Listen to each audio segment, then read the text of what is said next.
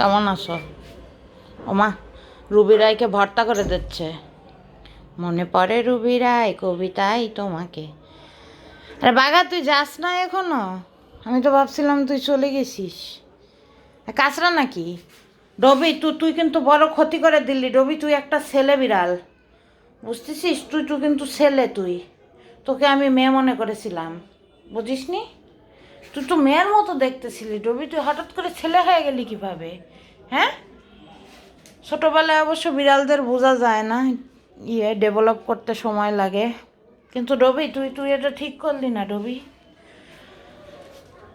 আরে চকো নাকি?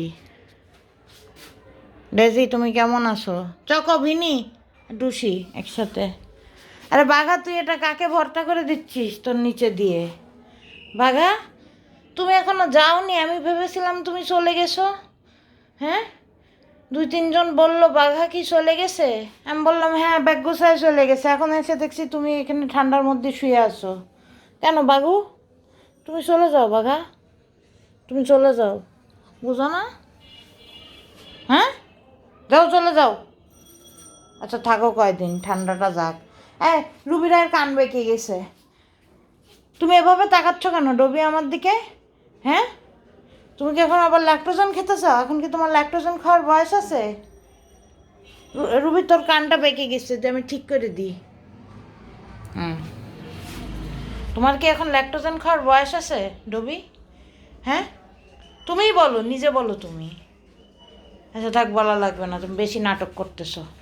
ও বাবা, এখানে এভাবে এভাবে শুয়ে থাকলে আমি কারোর নাম বলতে পারবো না, তবে সাইজ দেখে নাম বলা যায়। ওটা হচ্ছে ফিউরিওসা। আর এই দুইটার মধ্যে একটু গন্ডগোল হবে, কারণ এদের আমি দেখতে পারতেছি না। একটা প্যান্থার, একটা হচ্ছে আর্কিমিডিস, কিন্তু কোনটাকে এটা পেটু দেখলে বোঝা যাবে।